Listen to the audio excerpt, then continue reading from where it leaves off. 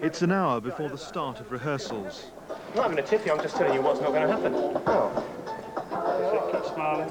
Well, we'll tell you what's going to happen. I always smile, you know that. Yeah. Even before most of the musicians arrive, a row has erupted over how a huge collection of percussion instruments are going to be squeezed onto the stage.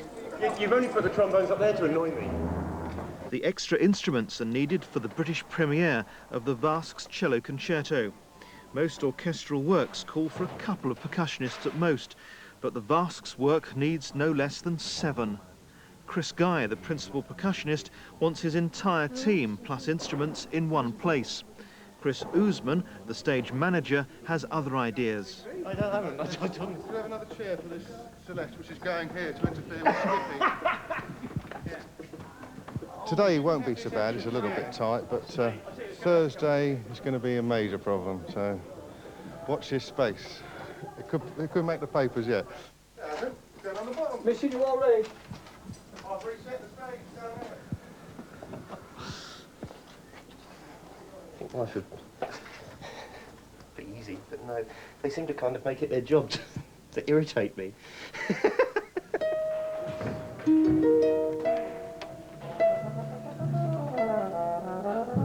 While Chris is left to lick his wounds, other members of the Bournemouth Symphony Orchestra arrive for rehearsals.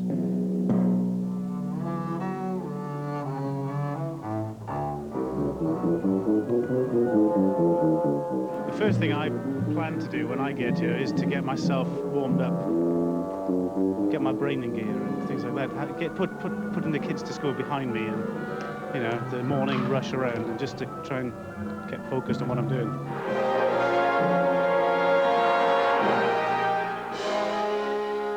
Violinist Emily Fordyce is one of the youngest members of the orchestra. She's been with the BSO for 2 years. Yes, it's hard work, but people are much friendlier than I thought they would be. It's not just like going to the office, and I suppose you spend more time with people.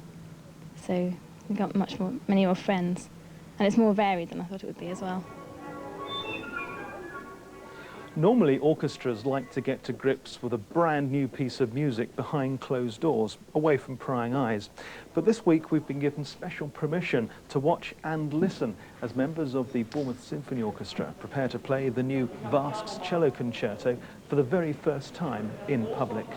One starts in 7 bars, nearly without vibrato, completely still and very, very quiet.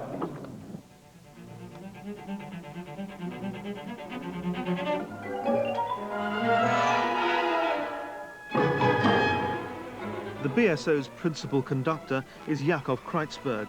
Born in Leningrad, he works with many of the world's top orchestras. It's an orchestra which has always had an excellent reputation. It's an orchestra which has always been very, very good. They will not complain about a long trip. They'll get there, they'll put on their concert clothes, take their instruments, and be absolutely involved in what they're doing and try to bring the best quality that they can to the people who really need it, who are in a way desperate for it. Back on stage, while 6 percussionists will be together, Chris Guy will be on his own. After losing his battle with the stage crew, he's been stuck in the wings.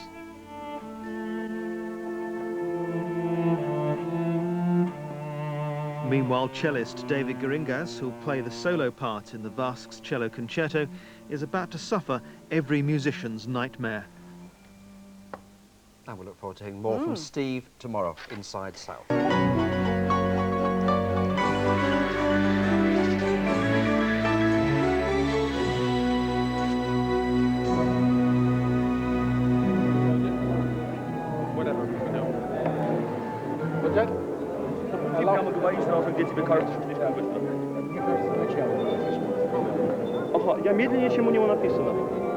The pressures on the Bournemouth Symphony Orchestra are gradually building up as they prepare to make a little piece of history. With Russian-born conductor Yakov Kreutzberg and Lithuanian cellist David Geringas, the BSO is about to give the new Vasquez Cello Concerto its UK premiere.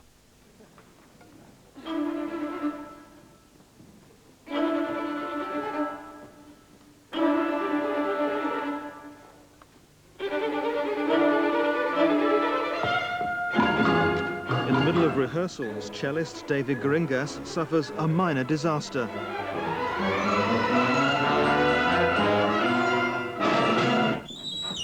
Please, somebody open the door. Because the string is broken. I need to change the string. For an international cellist, breaking a string is both embarrassing and infuriating. Yeah. This is a professional hazard, is it? Yes, of course, yeah. You know, so it's no one string is born in the world to take this tension of the modern music. How often does it happen? Oh, sometimes. It's I'm very lucky when it's not in the concert. Sometimes also in concert. Before he can fix his string, the Lithuanian-born cellist has to find the man with the keys to his dressing room. Well, German is 99. Mm-hmm. And Spain, oh no, Vienna, yes. Behind every great orchestra, there's a great backroom team that books the concerts, moves the musicians, finds them hotel rooms, pays them, and makes sure that they've got the right music in front of them. Hot the Herald and what? Hot the Herald and Oakham. And I think they're chucking KJ in as an encore. Oh no. Oh yes, that's already in. Oh good. This is a Sinfonietta set. Have we got a BSO set? Yes. Kim Matthews and Helen Harris run the music library on a job share arrangement. But surely that's the sort of thing people turn up for, isn't it? Sort of. So, you know, the 12 ranks of winged harpists. Yes. Anyway, I don't know. I'd have liked to have seen it. Mind you, finding 12 harpists. That's true. It's taxing.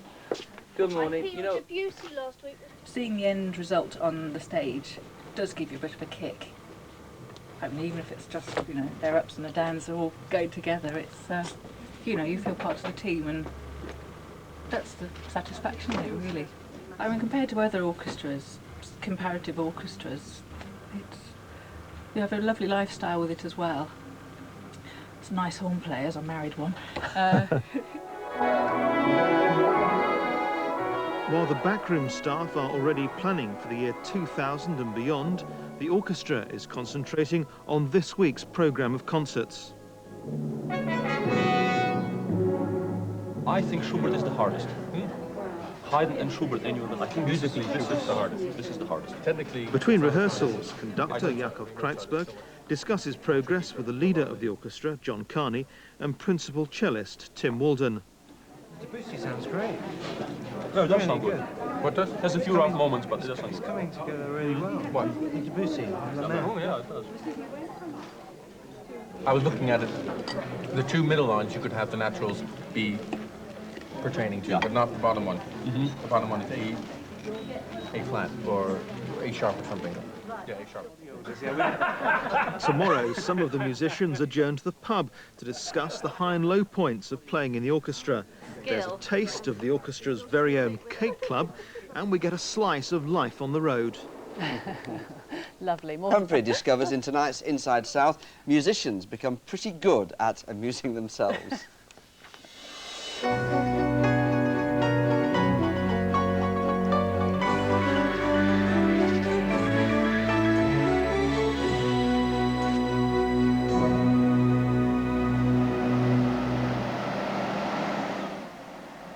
The Bournemouth Symphony Orchestra really hate, it's the long coach journeys. Spending hours and hours on buses in this country gets very tedious when you go to the same places all the time.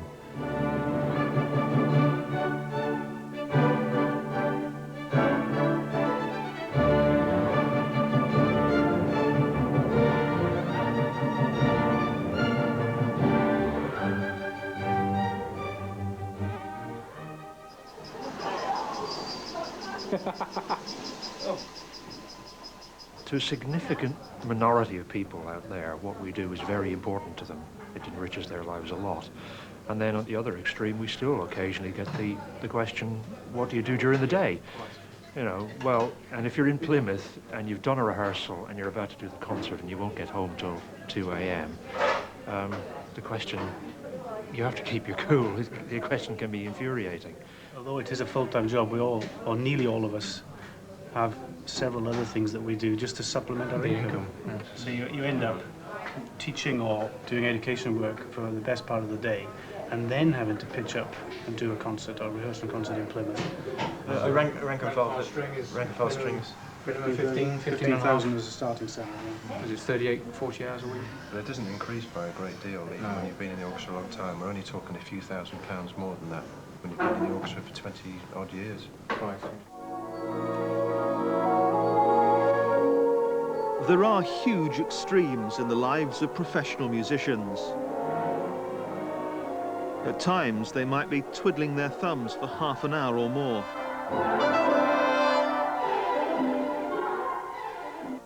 And then suddenly, they're back in the spotlight, knowing that one wrong note could wreck an entire performance. The BSO's principal trombonist is Kevin Morgan, who joined after playing his instrument at school, in youth orchestras and at university. Different parts of the job are enjoyable. The concerts are very enjoyable.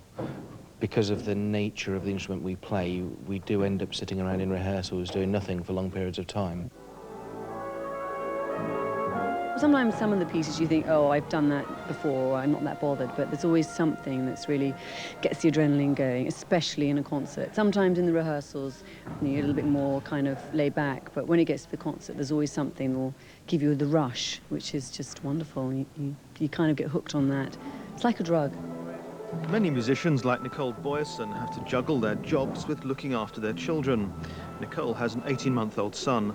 You come to work, you look after him. There's no time to do anything else at all. Yeah. It's antisocial because you're always working when everyone else is out to restaurants or theatre or cinema. So you tend to, this tends to be a lot of your social life is here. To help relieve a little of the tension and to raise some money for charity, some members of the orchestra run a cake club. So how important are cakes to the overall sound of the orchestra? I think they're really important because when we don't do them for, I thought another cake was arriving.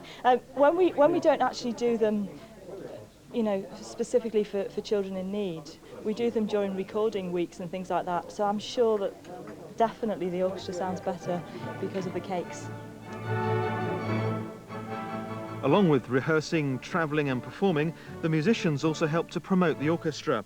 Tomorrow we'll discover that despite a £3 million lottery grant, the BSO's bosses are far from happy with the way that the arts are funded. Look forward to that. Now let me...